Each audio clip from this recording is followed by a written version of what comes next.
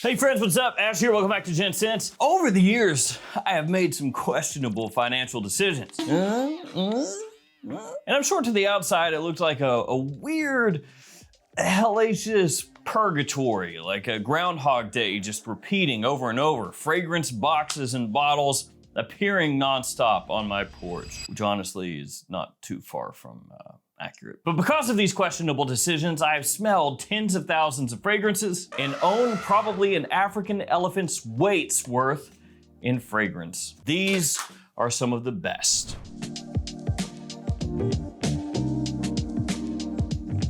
Starting off with the one that has to always start it off, Dior Homme Intense. I can't do one of these videos without featuring this because to me, this is the pinnacle of designer fragrance. This stuff, for lack of a better description, a monkey's through its head,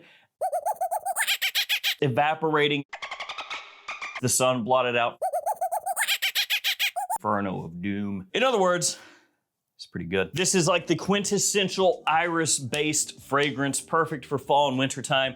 Yeah, a little bit creamy, lipsticky, whatever you want to call it. But when it comes to fragrance, there is no collection that I could ever have without this. Not that Dior cares. They'll probably discontinue this and replace it with something that smells like bubblegum next year. Who knows? The next fragrance, 1 Million Lucky by Paco Rabanne, now known just as Rabanne. This stuff smells just as fresh and new today as it did when it came out. To be fair, it didn't come out a crazy long time ago, but still, it's the thought that counts. This one opens up with plum and ozonic notes. So airy, but deep and fruity at the same time. Then as it dries down, it has hazelnut, it has honey. So again, you get this kind of mix of coziness, of gourmand notes, and then sweetness. This stuff has been rumored to be discontinued like 5 dozen times at this point, but still here. Knock on wood, fake wood. Ramad Earthy Arabiyat Prestige up next. This stuff smells insane. To my nose, this is the best thing Arabiyat Prestige has put out so far, just as far as just the overall quality versus the price point here. It smells similar to Sinbad. Also has kind of a tobacco scent profile to it. Has a really busy note breakdown. Lots of different things going on, which I love. Yeah, it's an inspired by fragrance, but at the same time, there are so many scents coming out nowadays that have just 1, 2, 3 notes that I'll take it in any way I can get it. You're gonna give me a full note breakdown? You're gonna give me a fully realized idea with the notes? Nice. Yeah, it's weird. They used to do that, not anymore. Fall and winter time, this stuff, absolutely fantastic. Unfortunately, right this minute, you know, it's getting pretty hot outside, at least where I live. So it's not really a perfect time to wear this stuff. Oh man, when fall comes back around, this is gonna be right at the top of the list. This stuff is great. Let's keep it on the cheap side of things, really affordable. Stuff that's not gonna break the bank. Ferragamo Uomo Signature, the all blacked out Uomo, fantastic. Ferragamo, unfortunately nowadays, pretty much just doing the leather line of fragrances, which to be fair, actually, a lot of those are good. So it's not that they're making just absolute stinker after stinker or anything like that, but I don't feel like Ferragamo is taken really seriously by a lot of people right now. They need to buckle down. They need to hit us with some heavy hitters. Not that long ago though, they had this line, the Uomo line and Signature. That is the best of the bunch. So what is this cooking with? Well, it's got cinnamon, it has tonka, it has leather, it has coffee. It smells essentially like an evolved version of the original Ferragamo Uomo. Also has some similarities to Halloween Man X. The performance is great, it lasts, it projects, and as far as designer scents go, there's not too terribly many of them out there that give you a coffee note where you can actually pick up the coffee. And I have always loved that about this stuff. I think it is absolutely killer.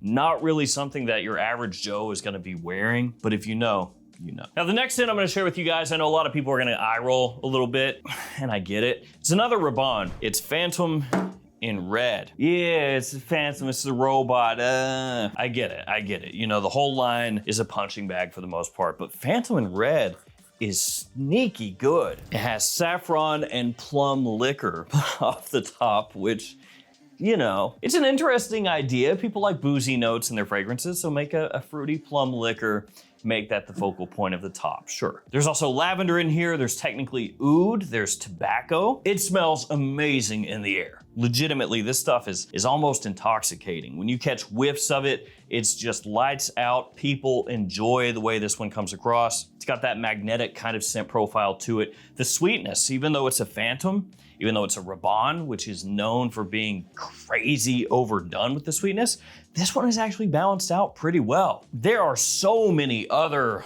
vanilla forward fragrances out right now that are way worse off than this one as far as the sweet scale goes. I know it's easy to write off. I know the whole robot thing, all that stuff, like I said, it's easy to make fun of and go, oh, what are you, 6? This stuff works. This is, to me, the best in the Phantom line. Let's go next with another affordable inspired by fragrance, 9 p.m.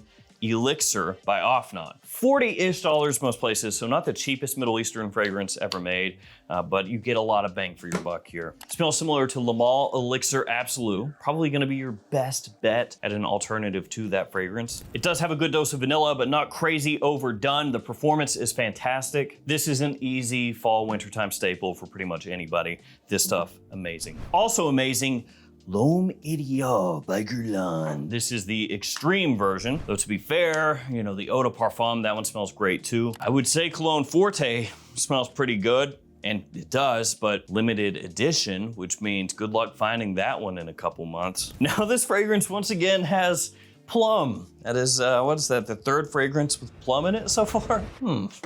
Do any of these other ones have plum? I like that note apparently. Also has almond, cinnamon, tobacco, and leather. This is one of the best in the entire lineup in my opinion. Yeah, this stuff is stupid good. It has that casual wearability to it. You don't have to think about it. Just grab this stuff, spray it, and go. You're gonna smell amazing, but at the same time, it's got like this elegance to it. This luxuriousness to the fragrance where it smells elevated. You could wear it, for example, to the symphony, and it's gonna work. Or at the same time, you could just wear it casually to the grocery store. You may smell a little higher end than some of the other people there, but it'd work there too. Killer scent, must own. Especially if the stuff gets discontinued, eventually that price is gonna go, whew. I just don't trust Guerlain when it comes to a lot of their fragrances. They've killed off too many in this line. Most of them usually the summer leaning fragrances, but still. The next scent, one of the best releases designer-wise over the past 5 years. Another absolute must own in my opinion. Before that though, we have some codes coming in. There you are. These are also in the description so you can just copy and paste anytime you shop any of these stores. So we're talking JOMASHOP, Fragflex, Perfume Box, any of these stores. If you're looking for designers, niche, clones, whatever, use those codes, save yourself some cash. Next fragrance, Boss Bottled Absolu. Boss Bottled Absolu is a monster. It smells similar to Parfums de Marly Carlisle. Amazing patchouli note in here. It is not crazy earthy like hippie patchouli, but it does have an intense deepness to it compared to most patchoulis in designer fragrance. Probably going to appeal more to guys that are at least like mid to late 20s and up, I would say. Amazing evening scent, super classy. This stuff is perfect. I wouldn't change a thing. We need something fresher up here. I'm realizing pretty much everything right here is like fall and winter for the most part. So put this little dinky bottle of Polo 67 Extreme up here. Newer release, absolutely lights out. Polo 67 Extreme, fantastic. It's got a solar accord in there. Thankfully, it doesn't smell like sunscreen. A lot of times that's what happens with solar accords. A little bit of an aromatic feel, just like the other Polo 67 fragrances. A great opening of pineapple and citrus. Very attention grabbing from the opening into the dry down and ultra versatile as well. Another dupe, this one from Velixer, and this is Galatia. I think that's how everybody pronounces that, right? They just go Galatia. Galatea. And with this fragrance, really, you just need to answer one question. Do you like vanilla and caramel? The answer is yes, you will like this fragrance. It smells similar to Bianco Latte. The performance is great. The quality is extremely high, as pretty much all of these Velixer fragrances are. It's one that leans definitely unisex. Like ladies can pull this off just as easily as men. This stuff, top notch. All right, next up, let me give you a 2-for-1 just really quickly. Also gonna do a giveaway as well in just a second. How about 2 fragrances with Iris? Code Parfum right here, and then Reserve Privé right here. So Reserve Privé is more like the Dior Homme Intense style of Iris. A little bit more creamy, a little more classy. It also has a nice booziness, woodiness, and chestnut as well. Quite possibly the best in the entire gentleman lineup. Code Parfum instead leans more toward a fresher iris, especially off the top. You have citrus in there, tonka, a little bit of woodiness as well. It's a fragrance that you would think is gonna be dead of winter, heavy, rich, but instead it's more like spring, fall, potentially summer evenings and winter. It is killer. It is good. You're good. I swear I'm almost done with the iris here. Le Male Le Parfum up next. This is the evolution of the original Le Male, made more of a fall, winter, evening time scent, very classy. Has a nice spicy addition as well, but then it has that lavender, has that sweetness, that vanilla that's in there that's gonna tie it in with the OG. And the iris that's in here, kind of along the edges, just adds to that sexiness and the depth that the fragrance has. The next one you may think of as just a clubbing fragrance, Eros. This is the Parfum. Of course, not just a clubbing fragrance, and to me, if we're talking the Eau de Toilette, the Eau de Parfum, and the Parfum, this is the best one. Now it's gonna give you that Eros DNA, of course. You're gonna get the tonka, the vanilla, the mint, the citrus, all of that coming through. But Eros Parfum is just deeper, more elegant, less scratchy, less screechy. Fantastic performance as well.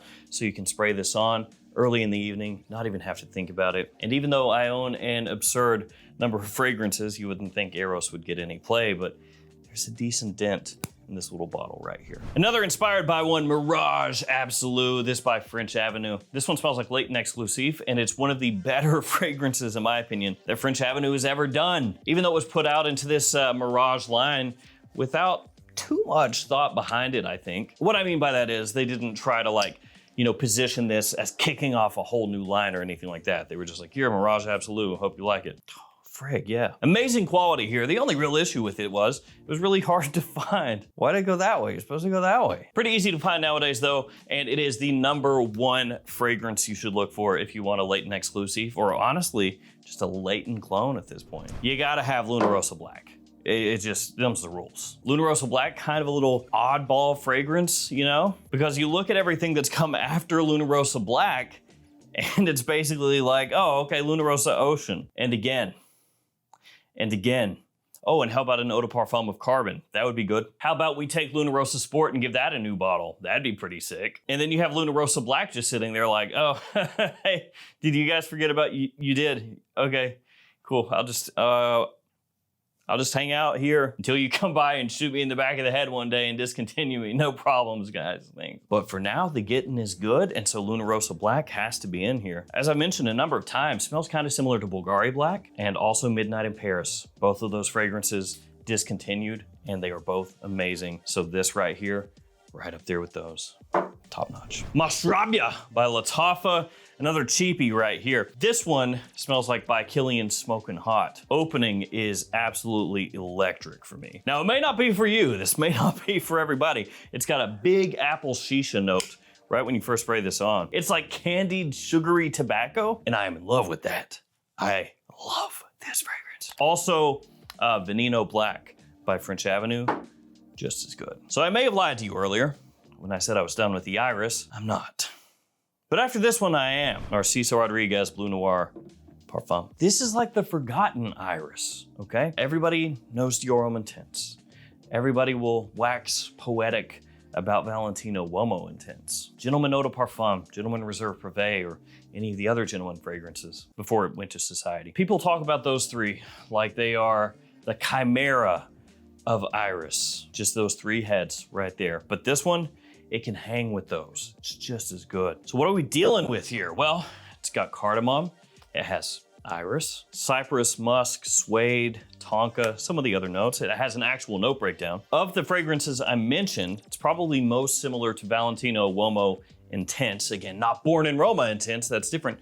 The original Uomo Intense. And this one, you can find at discounters for between 50 and 65 bucks. Depending on size. Absolutely worth it. Final two fragrances before the giveaway. Burberry Hero Eau de Parfum, the most wanted. So Hero Eau de Parfum, this is, in my opinion, the best Hero fragrance so far. It perfectly balances everything out where it's wearable, but interesting. The cedar that's in here is great, and that nice bit of sweetness from the ambery resins that it has just elevates this one further. And then the most wanted, what can I say? This style of fragrance, crazy popular right now, that sweet, gourmand adjacent kind of scent profile. You know, stuff like Stronger With You, to a lesser extent, Jean Paul Gaultier Scandal, things like that. This right here kicked that off in a big way for Azzaro, and it absolutely rules. A big old 200 ml of Reserve Privé. So your bottle will be 4 times bigger than mine.